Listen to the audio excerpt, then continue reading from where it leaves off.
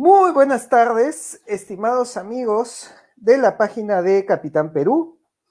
El día de hoy volvemos a estar en una segunda parte con el candidato al Parlamento andino por Avanza País, Juan Carlos Ramírez, el cual, bueno, lo tuvimos en una entrevista anterior que hablamos de muchos temas, los cuales se alargaron comiéndonos todo el horario, y por eso es que tenemos ya esta segunda parte para hablar específicamente acerca de sus propuestas.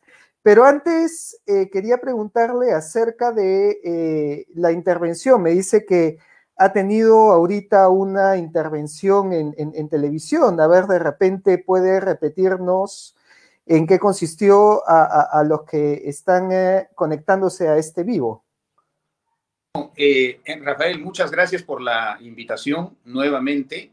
Sí, había una conexión, pero no se dio porque, bueno, deben haber tenido problemas técnicos allá y por eso esperé todo este tiempo, pero ya no se dio. Y bueno, como todos sabemos, en estas épocas como en otras, como decía von Clausewitz, ¿no? En unas primeras oraciones, en sus libros sobre la guerra, decía von Clausewitz, la primera víctima del combate es el plan. Y lo Así decía es. un general prusiano, ¿no? O sea, para que un general prusiano diga que la primera víctima del combate es el plan, debe ser que casi siempre es así. Entonces uno planea y todo sale de otra manera, ¿no? Así es, y esta coyuntura también nos ha enseñado bastante eso, ¿no? Ya lo creo. Bueno, en los últimos minutos de la entrevista anterior, nos mencionó unas propuestas muy interesantes acerca de lo que se puede hacer en el Parlamento andino, ya que muchos peruanos pues incluso desconocen cuáles son estas posibilidades, entre las que estaba revalidación de títulos, entre los que estaba también el brevete de licencia de conducir, leyes forestales para la reforestación, pero que fue al final, nos quedamos sin tiempo, así que pues ahora sí tenemos ya toda la hora para explayarnos en este tema. ¿Cuáles son estas propuestas? Bueno, a ver, vamos en orden, ¿no? Porque efectivamente dimos un pincelazo de lo mucho que se puede hacer en el Parlamento andino. Yo tuve una conversación al respecto con una persona que me mencionaba el convenio Andrés Bello, ¿no? El convenio Andrés Bello es un convenio que no está en el sistema andino de integración, o sea, no es parte del sistema andino de integración, pero que existe hace 70 años, ¿no? Y que básicamente lo que tiene el invento notable del convenio Andrés Bello es la tabla de equivalencias. ¿Qué es la tabla de equivalencias? Para las personas migrantes esto es muy importante y se refiere a la primaria y la secundaria. Es decir, si yo soy chileno y consigo un trabajo en Colombia, ¿no es cierto?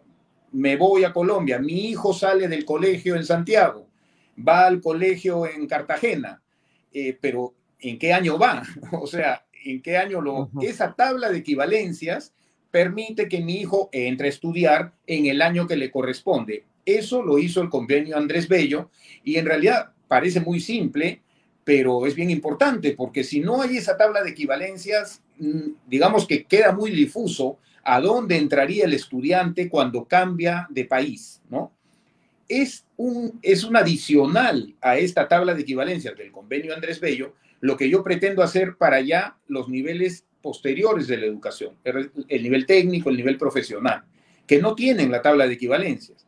Entonces, lo que hay que hacer es, y además tampoco es necesariamente educación, salvo que vaya a ser un posgrado o un doctorado, pero si yo ya tengo el título peruano o ecuatoriano o boliviano, ese título debería tener una tabla de equivalencias en los otros países, de manera que se me acepte con mi título en Ecuador, Colombia, ¿no? Chile y Bolivia. Y lo mismo los profesionales y técnicos de estos otros países, ¿no? Entonces, ese es uno de los puntos que pienso impulsar en el Parlamento andino, que en realidad, como dije, es una extensión profesional de lo que ya se tiene para la primaria y la secundaria. Eso con respecto a la parte educativa, ¿no? En detalle es eso realmente. Y que los colegios profesionales de los 5 países acepten y admitan estos títulos automáticamente, ¿no? Que no haya que hacer revalidaciones o gastar tiempo. Ahora, entiendo que esto también tendría que verse con el tema de licenciaturas de la SUNEDU, porque, bueno, en mi experiencia conversando con otros profesores, eh, bueno, yo enseño en la universidad y muchos de los profesores han hecho una maestría o cursos en el extranjero, incluyendo países, ¿no? De vecinos, ¿no? Colombia, Ecuador, Chile, y me cuentan que para convalidar esos títulos en la SUNEDU es un parto, es una serie de requisitos, de burocracia, que incluso a algunos los ha obligado a alejarse de la docencia, porque, bueno, también exigen un grado de maestría para enseñar, y si has estudiado tu maestría en Chile, las complicaciones para convalidarlas acá le han impedido continuar enseñando. Y claro, en la empresa privada no tiene ningún problema porque cualquier empresa te acepta una maestría de Chile, de Colombia, ¿no? Y de otros países. Ujú. Bueno, justamente ese es el punto, ¿no? Que para mí la SUNEDU es un Frankenstein. Me parece que ha salido del cerebro del señor Mora y de ese cerebro no salen cosas necesariamente eficaces, ¿no? Y lo digo tal cual, porque lo he visto, o sea, hay universidades que acaban licenciadas y nunca han dado un curso, ¿no? O no tienen para nada el equipamiento y otras que no, porque yo no he visto las matrices de calificación y de licenciamiento de SUNEDU. O sea, veo bastante discrecionalidad en el camino y eso no es buena idea. Ahora, yo puedo dar fe de que más bien todo se ha vuelto muy burocrático. ¿Y cómo doy fe? Porque yo dicto todos los inicios de año en el curso de alto mando de la Marina en la Escuela Superior de Guerra Naval. Y este último año me han pedido que firme que no soy de los que usan el nepotismo, que no soy ladrón, que no voy a estafar a nadie, que no he hecho, que no haré, que no se me ocurre hacer, que no pecaré de pensamiento, palabra, obra u omisión. No se imaginan la cantidad de papelitos que la SUNEDU ha inventado. A mí me causa gracia porque el que es delincuente no va a ir pues a firmar o en todo caso no le interesará firmar cualquier cosa, ¿no? O sea, el que tiene la voluntad de engañar firma pues todos los documentos que le quieran poner, más bien a los que no, se les pone un montón de trabas burocráticas y de requisitos que yo doy fe porque soy profesor. Además, soy profesor en la Escuela Superior de Guerra Naval, o sea, en algo que es el Estado. De hecho, está en el centro del Estado. O sea, no soy profesor en la Universidad del Pacífico, que es, digamos, privada, ¿no? No. Y ahí hemos tenido que sentarnos, hemos tenido que llenar los formatos, y la verdad que no sé para qué sirven y cada vez se hace más complicado el tema de que uno califique a otra persona, ¿no? Ahora la calificación tiene matrices, tiene derivados, o sea, uno califica la actitud del alumno, cómo me mira, cómo vino vestido, si volteó la cabeza, si no volteó, si se queda callado, si no se queda, si da un paso, si no da el paso, si su letra es fea, si es bonita, si escribe con lápiz rojo, si no con el azul, si no con el negro, lo jalo. Es decir, se les ha ocurrido. Esto es típico de alguien que cree que controlando se logra algo. Solo controlando, o sea, frenando ya está. Y el acelerador, ¿no? O sea, yo sí puedo dar fe que por lo menos en lo que me ha tocado personalmente, o sea, han convertido la relación entre el estudiante y el profesor en algo bien, como diría un antiguo profesor mío que en paz descanse, en algo bien fragoso, ¿no? Él usaba esa palabra cuando algo es pues medio pantanoso o es difícil, pero yo sí puedo decir que si comparo, yo ya voy dictando 16 años consecutivos, y si tuviera que comparar qué año ha sido el más pesado en la parte de la burocracia, del reporte, el año pasado, ¿no? Entonces, a mí no me parece que SUNEDU, a ver, yo no sé si nació con la buena intención de alguien, ¿no? Porque también es cierto que habían universidades de garaje, ¿no? Universidades que habían brotado como hierba mala por todas partes, o sea, un asunto bien mal manejado, pero en el afán de controlar se han ido al otro lado, ¿no? O sea, en el afán de ser, pues, ya puristas, han comenzado a actuar de una manera que a mí me parece algo, no exagerado, pero no bien pensado, no realista, ¿no? Con respecto a lo que es el Perú. La intención puede haber sido buena, que la educación peruana como hay de la buena, hay mucha de la mala y hay gente que ha hecho universidades para lucrar, ¿no? O institutos, y que entonces la calidad de la educación no es la que uno desearía, seguramente. Pero en este caso el remedio ha resultado bien tóxico, ¿eh? Y de eso sí puedo dar fe, Rafael. No, yo también, porque algo que me parece muy curioso es que en estos momentos todo el mundo defiende la SUNEDU, menos los profesores, que son los involucrados, que son los que están ahí, ¿no? Todos los que la defienden son los que están afuera, ¿no? Son los que ya terminaron la universidad y ya están trabajando en otro lado. Y como dice, la idea es buena, pero yo tengo exactamente el mismo sentimiento. Yo siento que estoy haciendo más trabajo administrativo que trabajo docente, que estoy llenando más formularios, más burocracia, más papeleos, más requisitos que para mí no me agregan valor, son solamente controles que, pero que no generan mayor valor en la enseñanza, en el curso, e incluso nos quita tiempo para la investigación. Horas que yo dedicaba para escribir artículos y enviarlos a revistas científicas, los tengo que dedicar a llenar todo este papeleo. Entonces... Sí, claro. Es mi caso y es el de todos los demás, pero claro, a ver, cuando uno sale con la idea, es como el acuerdo nacional, ¿no? Yo el acuerdo nacional, Rafael, te lo resumo en tres líneas, tres, ¿no? La seguridad debe ser segura, la educación debe ser educativa y la salud debe ser saludable. Se terminó el acuerdo nacional. ¿Quién no te va a firmar eso? Pues lo firma Abimael, lo firma el padre Pancho, el papa Pancho, el papa. Cualquiera firma que la salud debe ser saludable. ¿Para qué sirve? Para nada. Pero te lo firman todos porque como la idea suena tan bonita, ¿no? El SUNEDU es algo parecido, o sea, la idea, la intención de tener una educación finlandesa está ahí, pues, ¿no? Pero no lo han hecho a lo finlandés, pues. Es cierto.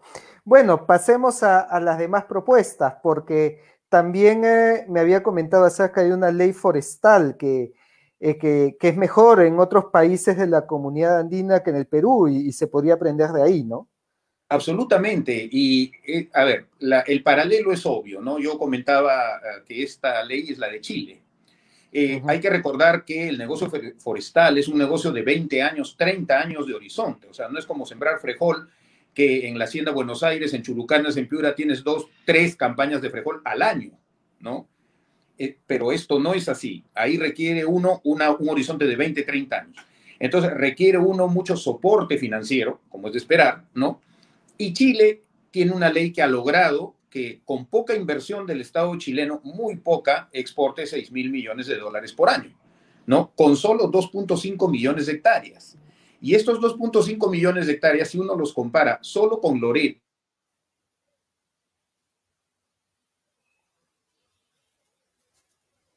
Eh, mm, sí, que tiene 37 millones de hectáreas, el Perú podría ser una potencia forestal descomunal. En el caso de Chile, es segundo después de minería, lo forestal. Pero el Perú tiene otra ventaja. Chile en realidad siembra pino y eucalipto, ¿no? Que es lo que en sus ecosistemas puede tener. El Perú tiene 103 de 109 climas posibles en el planeta. O sea, el Perú puede sembrar cualquier cosa en cualquier parte. Tiene zonas muy frígidas en los Andes, zonas muy calientes en la selva y en la costa, y tiene tierras de muy diferente tipo, ¿no? Solamente pongo un ejemplo. Podemos sembrar pino y podemos sembrar eucalipto y por lo tanto producir papel y producir tablones y producir todo lo que queramos hacer. Pero hay un plantío que está descuidado y que es algo realmente fabuloso y es el caucho. Cosa importante, el caucho, que en el Perú creció siempre muy bien. De hecho, hubo una industria del caucho de muy lamentable recordación hace un siglo, ¿no? Realmente terrible y seguramente como historiador conoces bien cómo fue la historia de estos señores allá en Loreto. Pero el el boom del caucho, caucho.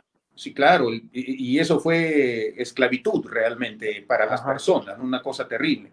Pero el caucho en sí mismo, el caucho natural es irreemplazable. O sea, todas las llantas de nuestros autos son de caucho artificial, pero el caucho natural, por ejemplo, para poner una de sus aplicaciones, en volquetes de gran tonelaje en minería, tiene que ser caucho natural, porque de otra manera no resiste las presiones. Las llantas de los aviones, todas son de caucho natural. Es la única manera que la llanta de un avión resiste el golpe del avión, ¿no es cierto?, cuando aterriza o la fricción cuando sube. Tiene que ser caucho natural, porque al final el caucho artificial es plástico, ¿no? O sea, es un producto hecho de hidrocarburos que no resiste ni cortes, ni temperaturas, ni presiones tan altas. El caucho natural tiene aplicaciones que son cada vez mayores, ¿no? Como dije, las llantas de los aviones, además, la llanta de un avión tiene que ser cambiada cada 200 aterrizajes, por ley. Entonces, el uso del caucho natural es realmente muy extendido. Y el Perú no lo produce desde esa época aciaga, ¿no? Esa época nefasta. El Perú no ha encauzado su negocio de caucho, que crece en el mismo lugar que crece el café, ¿no es cierto? O sea, ellos usan los mismos climas. Sería una muy buena alternativa para los sembríos de coca, por ejemplo, ¿no? Y además es un producto industrial, ¿no? Todo eso dentro de la ley forestal, que deberíamos tomarla como se ha diseñado en Chile, que no tiene Amazonía, que no tiene los ecosistemas peruanos, que no tiene las tierras peruanas, y a pesar de eso, exporta 6.000 millones de dólares por año. Entonces, esa es otra de las cosas que se puede hacer con el Parlamento andino, justamente porque una de sus funciones es armonizar legislación, que es exactamente lo que estoy diciendo. Correcto. Y claro, ahora, habría también, digamos, ¿cómo traducir esta ley, la cual imagino que debe pasar también por el Congreso peruano, ¿no? O sea, finalmente es el legislativo quien aprueba estas leyes. ¿Cómo es ese proceso? Sí, claro. En realidad, el Parlamento andino tiene lo que se llama decisiones, recomendaciones, ¿no? Tiene varias facetas de opinión, varios niveles en cuanto al detalle. La vez pasada me hicieron una pregunta de por qué el Parlamento andino, y yo me puse a pensar, y tengo varias razones, pero una de ellas, Rafael, es esta. En el Parlamento peruano, lo que uno más ve son peleas, ¿no es cierto? O sea, en el Parlamento peruano, en el Congreso del Perú, se pelea a la izquierda con la derecha, arriba, abajo. O sea, todos ahí se gritan, se apagan los micros, que tienen que retirar, o sea, pelea por todas partes. El Parlamento andino es un oasis de paz y de reflexión, ¿no? Claro, porque son 25 parlamentarios de 5 países que tienen el tiempo, que tienen digamos, el aparato, el marco, todo lo que requieren, el instrumento está ahí para que lo que salga de ahí sea algo que no es producto de los conflictos, es producto de las realidades bastante parecidas en muchos sentidos de los países andinos que están en el Parlamento. Entonces yo pensaba que en realidad ese ambiente a mí me parece bastante más fértil para producir proyectos de ley pensados en medio de la reflexión, del análisis, de la información, la data, etcétera, ¿no? Y además rebotados con las personas de los otros países que tienen experiencias también en el tema. Y de esa manera tú puedes sacar proyectos de ley que bajas al Congreso del Perú, al Congreso del Ecuador o de Bolivia o de Chile, pero ya los bajas, digamos, precocidos, ¿no? Ya los bajas ya prácticamente para estudio y aprobación. A mí me parece que este bajar de un think tank, si podemos llamarlo así, que tiene el tiempo y que tiene los recursos para plantearlo bien y bajarlo en un borrador perfectamente entendible que ha sido estudiado sin las peleas. Yo veo que en el Congreso peruano, como en los congresos de los otros países, pero acá más parecemos afrolatinos caribeños, acá son como que más entusiastas para pelearse, ¿no? Uno agarra un micro y lo que hace es dispararle a los otros. Yo creo que en ese ambiente medio tóxico no es que puedan salir leyes que deberían ser producto pues de la reflexión, ¿no? En fin, de la información y de la tranquilidad para el análisis, ¿no? En medio de las peleas de todos los días, no creo que haya mucho tiempo para pensar en algo realmente bien estructurado, ¿no? Y con una buena masa de análisis detrás. Entonces, a mí me parece que el Parlamento andino cumple esa función también, aparte del control social, del control político y de la representación social. Y respecto al control político, en este momento en Ecuador, antes de la segunda vuelta, hay una comisión del Parlamento andino que está verificando que la elección y ahora la segunda vuelta en el Ecuador sea pues democrática, transparente, etcétera. También cumple su función de control político. Nos llega una pregunta en los comentarios que dice, en la última entrevista se vio encantado con la exploración minera en Colombia. Sin embargo, este país, el Perú, Es el primero en Sudamérica en tener mayor cantidad de líderes ambientales asesinados. Entonces, ¿cómo cojarían estas dos realidades si damos esa libertad acá? Cuando dice líderes ambientales asesinados, ¿se refiere a Colombia? No, imagino que se refieren al Perú. Bueno, lo que pasa Perdón, creo que es Colombia, sí. Se refiere a bueno, Colombia, así bueno, es. sí, yo me imagino que se refiere a Colombia. Yo Sí. recuerdo cuando transitaba hace ya 20 años, salía de Medellín y me iba a Marmato por el Valle del Cauca. Nos paraban 2 o 3 veces patrullas que yo veía a los colegas colombianos se persinaban esperando que fuera el ejército, ¿no? Y que no fueran las FARC o el Ujú. ELN. De hecho, a mí me ha pasado varias veces, pues yo estuve yendo con cierta frecuencia, ¿no? Al Valle del Cauca, a Marmato. Y lo que yo veía era que la tropa, o sea, los soldados eran chicos de 15 años, 16 años, ¿ah? Bien armados, o sea, no era gente de 24, 25, varios de ellos eran gente muy joven, extremadamente joven. Entonces, no me admira que hayan habido asesinatos porque Colombia recién viene saliendo, y espero que finalmente salga del todo, de una... y ahorita les digo por qué me sonrío hasta con una mezcla de pena, está saliendo de una verdadera masacre, ¿no? Civil. Y me río así porque, por ejemplo, estaba yo yendo a ver un prospecto minero en una parte de cerca de Medellín, no en el Cauca, sino cerca, y lo primero que decía el prospecto minero era Batallón Contrainsurgente 27 en la zona. Y yo les dije, yo no estoy buscando un batallón contrainsurgente, estoy buscando una mina. Sí, me dijeron, pero si no está el batallón contrainsurgente, no va a llegar a la mina. Entonces no me extraña lo que dice el televidente, ¿no es cierto?, el Ujú. participante respecto a crímenes de líderes ambientales, no solo de líderes ambientales, de muchos líderes sociales y profesionales y gente del pueblo, ¿no? Cuando hay estos conflictos políticos que además en el caso de Colombia estamos hablando de qué, pues de 70 años, ¿no? 80 años de este conflicto en particular, tiene en el camino pues un reguero de sangre, ¿no? Desgraciadamente. Claro, aunque la pregunta entiendo que va más hacia cómo evitar que al traer políticas que son más liberales al Perú, que vemos que tiene un enfoque social y que incluso escucha a las comunidades que si dicen paramos un proyecto, acá lo paran, como ha sucedido con Conga, ¿no? Uh -huh. Si se traen estas políticas que son mucho más liberales y decimos, ok, que vaya la minería, vamos a tener un problema social, vamos a tener un conflicto social. Sí, pero ojo que yo estoy hablando de la parte de la exploración, ¿no? Y pongo un ejemplo, o sea, solo la exploración, no la explotación ni el estudio de impacto ambiental, la exploración únicamente, ¿no? Una de las diferencias, por ejemplo, entre los dos casos. En el caso peruano, los permisos se piden cada 20 taladros, ¿no? Uh -huh. Sean de diamantinos o sean de circulación reversa, cada 20 taladros. Pero una exploración de un yacimiento mediano, ¿no? No, no tan grande tampoco, pero mediano, requiere pues unos 200 taladros o 300 taladros. En Colombia se permite hacer los 300 taladros, lo cual tiene sentido, porque yo no voy a mover las máquinas, la gente, para hacer 20 taladros y que después me den un permiso para 20 más y después para 20 más. Al final acabo haciendo los 300, pero con 15 expedientes. A eso me refiero. O sea, no es que en Colombia sean más liberales en el sentido de ya vayan. Por otro lado, la exploración en cuanto a impacto ambiental, quien conozca del tema, yo soy ingeniero de minas, que he estado en muchas campañas de exploración, tanto subterráneas como superficiales. La exploración realmente en cuanto a contaminación, no diré que es nula, es mínima. ¿Por qué?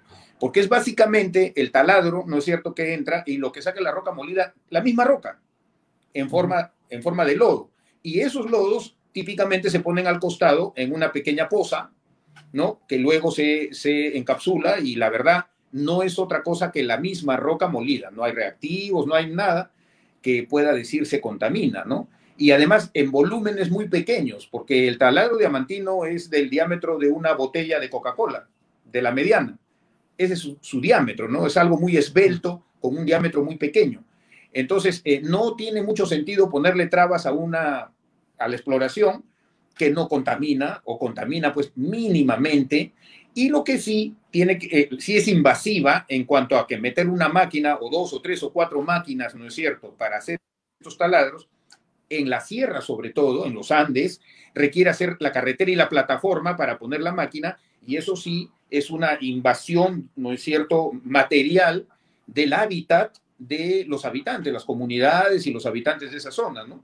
Y en ese sentido sí, y yo siempre he pensado que habría que dejar a las empresas con las comunidades para que se entiendan entre ellos, porque yo tenía una frase que decía, comunidad y empresa unidas jamás serán vencidas.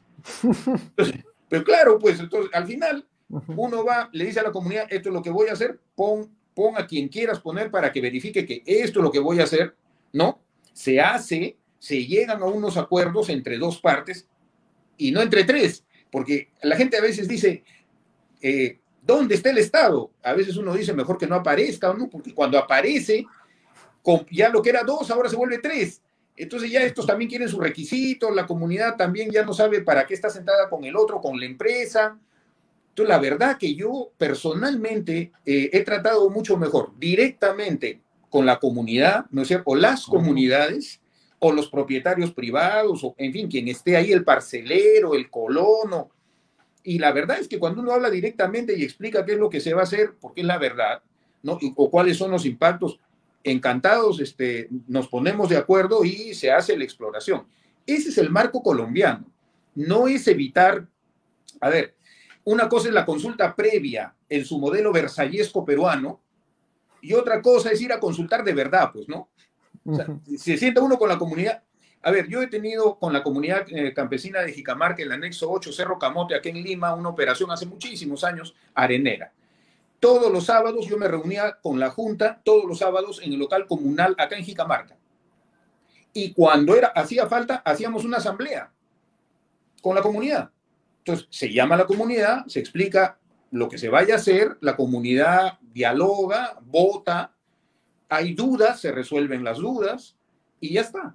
Pero si uno va con procedimientos burocráticos, ¿no es cierto?, encajonados, pierde tiempo, la exploración demora. No es que la ley colombiana sea liberal en el sentido de soltar a todo el mundo para que perfore por ahí. No, no, no, para nada, para nada. Lo que es una ley con sentido común, es una ley lógica, con poca burocracia y más bien poniendo el acento en los habitantes de la región donde se va a hacer la exploración, que es al final lo que interesa, ¿no? O sea, si yo voy a explorar, pues, alrededor de Medellín, a la gente de Cartagena no le interesa en absoluto. Uno tiene que ir al foco donde va a trabajar. Eso es lo bueno de la ley colombiana. O sea, el componente burocrático estatal es bajo. Más bien el componente de la relación de los habitantes, comunidades de la zona con la empresa, ese es el que se facilita.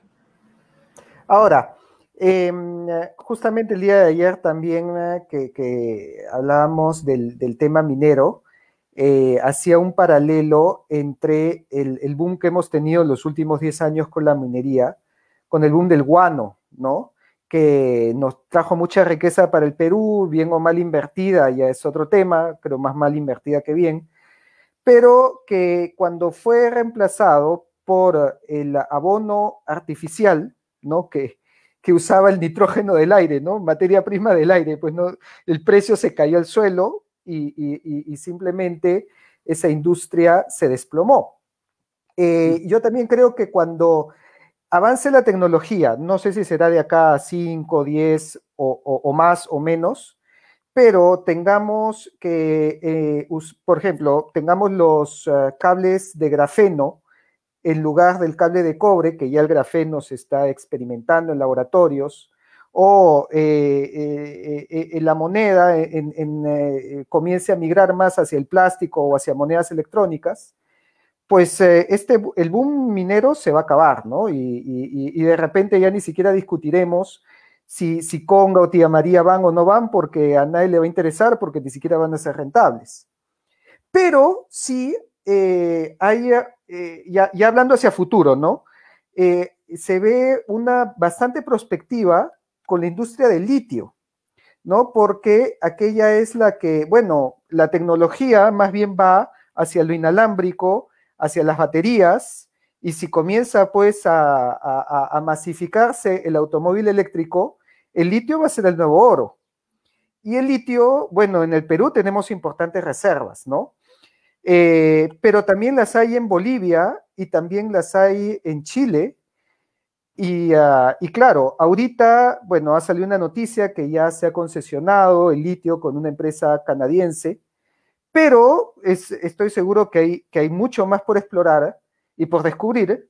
Y de repente, si los negociamos en bloque, tendríamos mejores posibilidades de negociación ante potencias o empresas extranjeras que haciéndolo así de forma individual o independiente. ¿Podría servir el Parlamento andino para que nos juntemos Perú, Bolivia y Chile y decir, miren, ¿qué tal si las reservas que tenemos las negociamos como un bloque y tenemos mayor poder negociador entre nosotros frente a las potencias extranjeras? Ah, absolutamente. Pero ese sería un invento que ya tiene precursores, ¿no? La OPEP fue exactamente eso con respecto al petróleo. Y también el cobre, el Perú con Chile y Zambia, otros productores de cobre también tienen su asociación para la protección del precio del cobre y también para el desarrollo, la parte científica, el desarrollo de cada vez mayores aplicaciones de cobre, ¿no? La plata igual, el mayor conductor eléctrico entre todos los elementos de la tabla periódica, el mejor es la plata, no es el oro, es la plata. Ahora, respecto al litio, bueno, efectivamente, ¿no? El litio que tenemos en Macusani, en Puno, que lo tiene Plateau Energies y que está en tratos con una empresa que se llama American Lithium, es un litio de mineral primario, ¿no? O sea, de roca, digamos. Y el litio que tienen Bolivia y Chile es un litio de vaporitas, o sea, es de salares, ¿no? El de Puno tiene una concentración muchísimo mayor que el de los salares, porque justamente es primario. La idea de hacer un sindicato de litio, ¿no es cierto? Una OPEP de litio es muy buena idea, por supuesto. Ahora, claro, los consumidores de litio van a querer romper esa alianza porque esa es la manera de pactar precios. Lo que estás proponiendo, Rafael, es un oligopolio sano, ¿no? Claro, el oligopolio de los productores de litio, como naciones, ¿no? Como países. Pero normalmente los compradores sufren los efectos de este acuerdo y tratan de romper el acuerdo. Ha pasado con el hierro, ¿ah? Con el hierro pasó justamente el 2008. Los tres grandes del hierro son Vale, Billiton y Río Tinto. Los tres dominan el mercado del hierro. Los chinos, que ya estaban cansados de que les impongan el precio, dijeron, vamos a hacer algo, vamos a tomar minas de hierro en el mundo para poder contrarrestar el precio que nos imponen, porque al final yo tengo que consumir ese hierro y estos tres lo tienen, ¿no? En gran medida, y todos los demás son pequeñitos, ellos son. Entonces siempre tienes, por un lado, la oferta, que trata de hacerse oligopólica o monopólica, si se pudiera, y por otro lado la demanda, que trata de romperte ese oligopolio, ese monopolio, porque de otra manera puedes imponerle los precios o no produce, ¿no? Esta es una tensión de toda la vida en la historia del ser humano.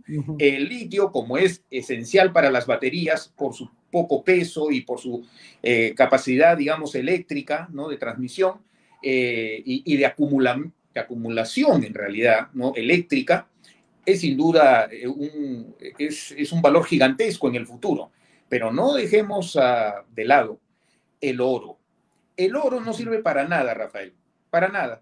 O sea, yo no veo el oro pues en cables, en, no sé, en fierro de construcción. El oro es básicamente atesoramiento. La relación del hombre con el oro es más antigua que la relación del hombre con el perro. Es así de antigua.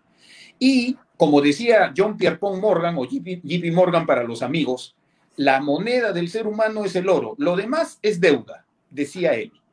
Y lo decía el mismo JP Morgan, ¿eh?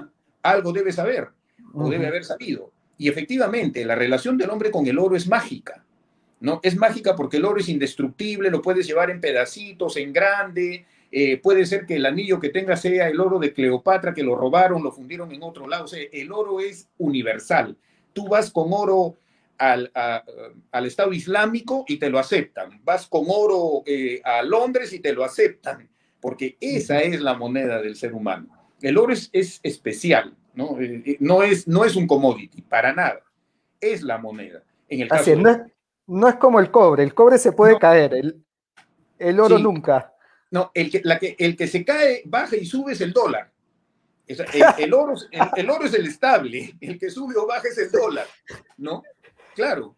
Entonces, no, además hay que recordar que el hecho de que el lunch haya desaparecido, eso que se tomaba a las Ujú, 5 de la tarde, que era un equivalente del 5 o'clock tea, ¿no? ujú, Bueno, desapareció y además aparecieron empresas que nadie pensó que jamás iban a aparecer, empresas japonesas de autos. Yo recuerdo en mi tiempo había Datsun, que era malazo, y no había otra cosa, que si nos hubieran dicho que iban a haber autos coreanos, chinos, está loco, hubiéramos dicho en esa época, ¿no?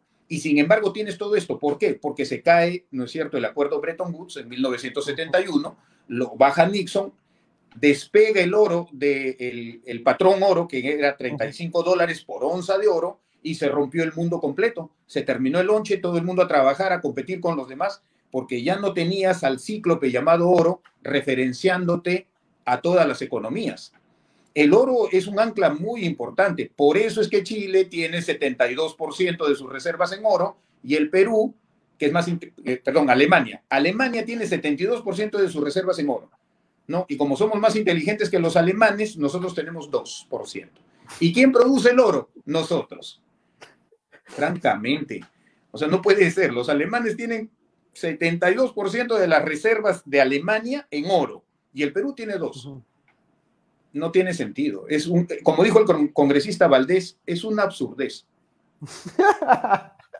Qué palabra De, para buena. En el Perú se puede aplicar mucho. de acuerdo, totalmente, nos cae perfectamente. Claro. Y bueno, tenemos justamente hablando de tema de minería y de recursos primarios y industria extractiva, tenemos la pregunta de Albert Suxe, ¿no? Que nos dice, ¿está de acuerdo que el subsuelo le pertenezca al Estado? Entiendo que es esta discusión en que varios políticos incluso se van a extremos opuestos, porque he visto algunos que dicen, debería ser como Estados Unidos, ¿no? En que vemos en la película Gigante, cuando perforas y sale petróleo y la persona dice, soy rico, porque el petróleo era de la persona, ¿no? En el Perú perforas y encuentras petróleo y viene el Estado y te quedas sin nada. Pero en el extremo Sí. opuesto tenemos otros candidatos, si recuerdo bien es Johnny Lescano, quien dice que más bien el Estado es el dueño del recurso incluso después de su extracción. No, o sea, la empresa debe extraer el mineral, pero el mineral sigue siendo del Estado peruano y a la empresa solamente le paga por el servicio de extracción. Y es el Estado peruano quien se encarga, ¿no? De venderlo, comerciarlo, procesarlo o lo que sea. ¿En qué posición se ubica? Bueno, he escuchado la propuesta del señor Lescano, también naturalmente la propuesta de nuestro candidato, que espero sea presidente del Perú, el doctor Hernando de Soto, como el estado actual de cosas, ¿no? A ver, en realidad lo que dice el señor Lescano es efectivamente, yo voy a traer las empresas mineras para que hagan una especie de maquila, ¿no? O sea, Uh yo -huh. les voy a pagar porque vuelen, carguen, no sé si chanquen, muelan, flotan y después me entregan a mí el concentrado y yo me encargo de colocarlo y yo les pago por esa actividad, ¿no es cierto? Es un contrato de explotación minera, que es el título que se usa en la minería informal, ¿no? Contrato de explotación minera. Pero la verdad, yo no veo cuál sería la diferencia, porque si la negociación de las empresas mineras por hacer este trabajo les da una renta mayor, preferirían hacer el trabajo y que les paguen la renta mayor.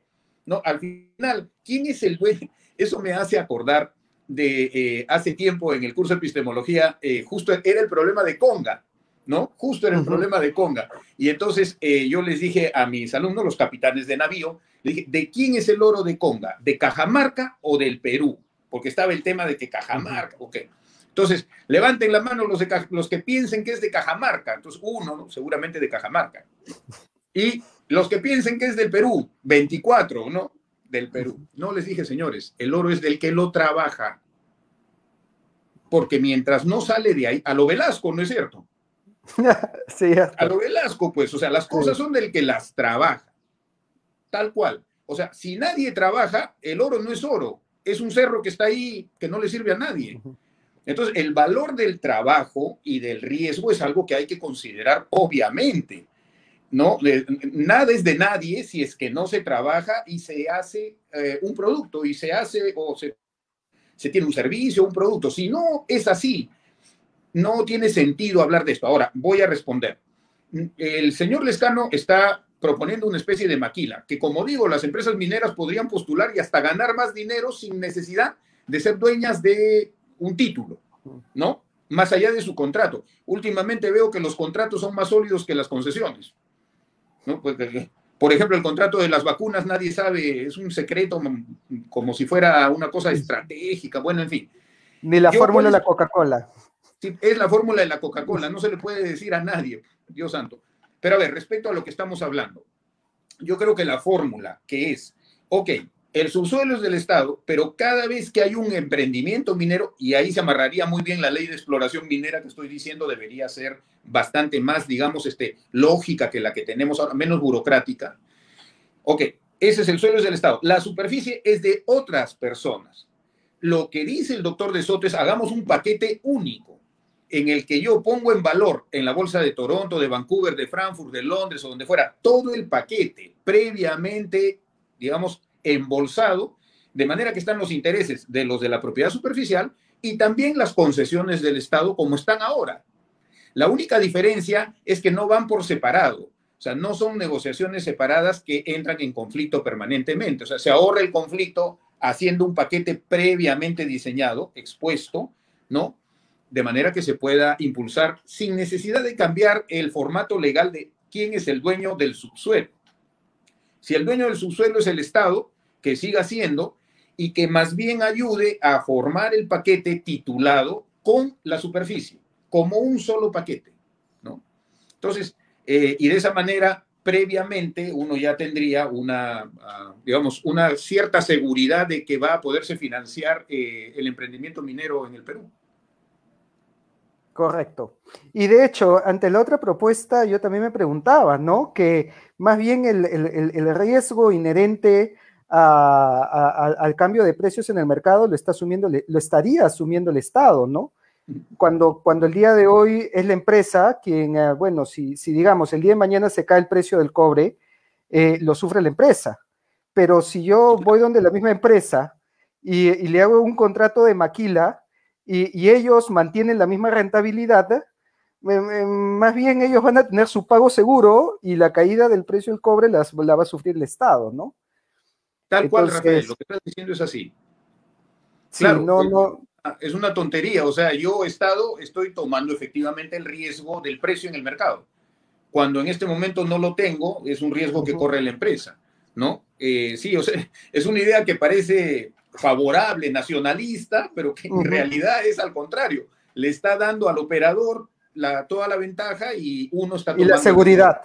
Sí, efectivamente, es tal cual estás describiendo. Y ojo, el sistema anglosajón, que no lo hemos comentado, es efectivamente, yo soy el dueño del suelo hasta el centro de la tierra.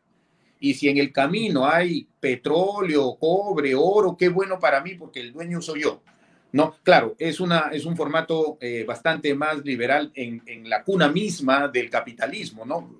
Y bueno, tiene la ventaja de que rápidamente se desarrollan las cosas, porque si el dueño soy yo, el primer interesado en que eso funcione soy yo. Claro. Bueno, antes de terminar, otras propuestas. ¿Cuáles? Bueno, entendía que había algunas relacionadas al brevete de conducir, si recuerdo bien, o si hay alguna propuesta además que se pudiera desarrollar.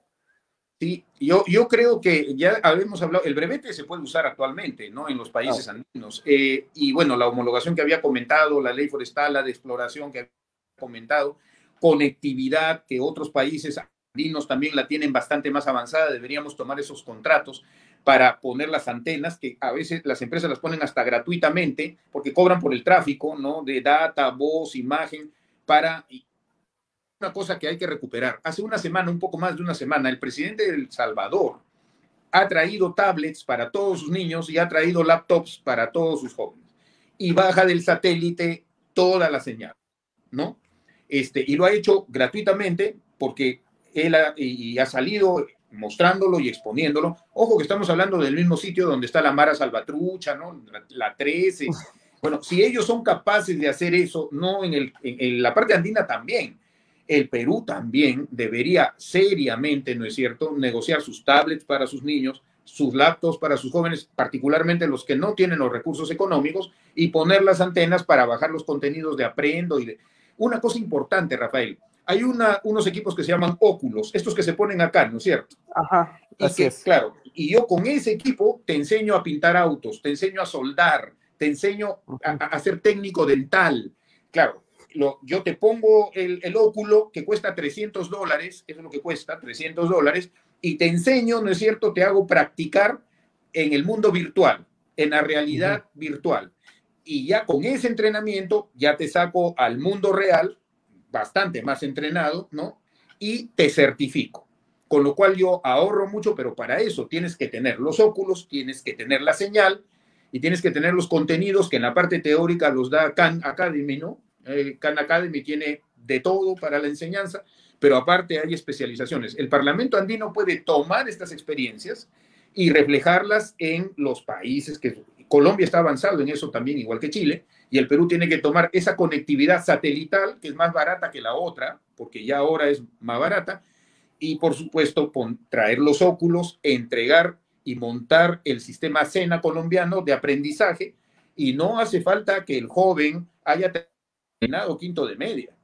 De hecho, el grueso de nuestros jóvenes no ha terminado quinto de media o ha terminado y nada más. Pero entonces yo tengo un joven de quinto de primaria, pero que ha llevado adelante, digamos, actividades de pintor. Lo certifico como pintor, no le pongo los óculos, lo certifico y sale adelante, aunque tenga quinto de primaria, pero ya su certificado de competencias en la mano y puede además tener más certificados en la medida en la que va desarrollando más habilidades, ¿no? A mí sí me ha sorprendido, Rafael, que en el Perú tenemos poquísimos programadores. Me refiero a programadores de C++, de Python. ¿Cómo es posible que en el mundo actual sí tenemos desarrolladores, ¿no es cierto?, de páginas web? Pero eso pues es un nivel, digamos, superficial de lo que es el mundo de la informática, de la tecnología, que básicamente, como todos sabemos, se mueve en la Deep Web, ¿no es cierto? Yo tengo mi cuenta de Tor, como la mayoría, digamos, de la gente la tiene. Entonces, y yo pensé que había muchos chicos peruanos muy buenos en programación. No tenemos. Es lo primero que deberíamos montar son sistemas, cursos de programación para la juventud peruana, de programas, ojalá fuera pues Assembler, ¿no? Pero no, Python, C++, no tenemos programadores para sorpresa mía, ¿no? Entonces hay mucho que hacer en la parte educativa con los óculos, con el sistema SENA colombiano también. Y eso a través del Parlamento andino permite, llamémoslo así, jalar las experiencias de los otros con el peso del Parlamento andino para insertarlas, en este caso, en el Perú. Sí, de hecho, ahora que menciona el tema de la realidad virtual, tengo un contacto en Chile que me explicaba cómo tiene varios clientes mineros muy interesados en el tema de seguridad y que utilizan la realidad virtual para justamente hacer entrenamientos de seguridad en minería sin poner en peligro la vida de sus trabajadores. Y además me decía que, bueno, él tiene este emprendimiento, esta iniciativa de desarrollos de software, ¿no? Y del entorno de la realidad virtual, ¿no? Y me mencionaba que como parte de su responsabilidad social, porque aparte de los clientes que él tiene, principalmente en minería, él tiene otra rama en donde no cobra, pero es su responsabilidad social, digamos, ¿no? Porque utiliza la realidad virtual para la rehabilitación de personas con problemas motrices o con parálisis. Porque incluso los médicos han encontrado que estas personas, cuando usan la realidad virtual, es como que le ayudara al cerebro a conectar de nuevo. Y cuando van a la rehabilitación, las funciones motrices se enganchan más rápido cuando han usado previamente la realidad virtual, ¿no? O sea, se puede enseñar, digamos, se puede usar para enseñanza, para la industria, para la medicina. O sea, es todo un mundo nuevo, literalmente, ¿no? Así que sí, y veo que en el Perú no estamos en nada comparado a estos otros países. Sí, Rafael, así es. Bueno, Te imaginarás mi ya, desesperación en traer las cosas al Perú, pues, ¿no? O sea, hay muchas, nos pasaríamos Podríamos hacer una serie de Netflix a punta de programas de este tipo, trayendo todas las cosas que haría falta traer al Perú, ¿no es cierto? No hay que inventar la pólvora, si alguien ya lo hizo hay que traerlo, ensamblarlo y de ahí para adelante nosotros. Pero créeme que hay miles de tópicos en los que el Perú, turismo, por ejemplo, la mitad de los que entran al Perú entraban en el 2019, casi la mitad, 4.4 millones de personas. 2 millones de esos 4.4 que entraban por el aeropuerto, fronteras, son de los países andinos, o sea, de Colombia, de Chile, de Bolivia y de Ecuador. Queremos reactivar la economía, traigamos a los que ya venían, mayor oferta y traerlos para tocar otro tópico, pero créeme que son miles de tópicos, a mí me desespera, da ganas de agarrarlos todos a la vez y meterlos todos a la vez en el Perú, porque nuestros jóvenes, sobre todo, ¿no? Podrían tener acceso a muchísimas posibilidades reales, ¿no? La realidad virtual, por supuesto, es una... Los simuladores para los pilotos de aviones existen hace mucho tiempo, y el simulador es algo más grande, aparatoso, pero esto, ¿no? Y la realidad virtual de ese tipo de enseñanza técnica y de bienestar también para las personas que tú has mencionado, y reactivación cerebral, auditiva, es infinito realmente. Y todo esto lo podemos hacer, bueno, si nuestra intención y nuestro esfuerzo va a impulsarlo, ¿no? En realidad, esa es una de las razones por las que yo estoy en este predicamento, y yo espero de verdad que tengamos una masa crítica de gente que piense igual y que actúe, ¿no? Y el Perú tiene un potencial pues descomunal, que eso lo repetimos todo el tiempo, pero no lo explotamos. Estamos llegando ya al final de la entrevista, así que me gustaría dejar los últimos minutos para que haga un resumen de todas estas propuestas para las personas que recién se han conectado. Y claro, nos diga también cómo habría que hacer para votar por su número, su partido y cómo hacer para votar por usted, ¿no? Bueno, gracias, Rafael, y nuevamente muchas gracias por esta segunda invitación. Se pasa el tiempo a toda velocidad, la verdad, ¿no? Sí. Sí, es una cosa alucinante. Pero bueno, a ver, respecto a mis propuestas, más allá de que ya el Parlamento andino ha permitido que usemos DNIs y brevetes, que eso ya está.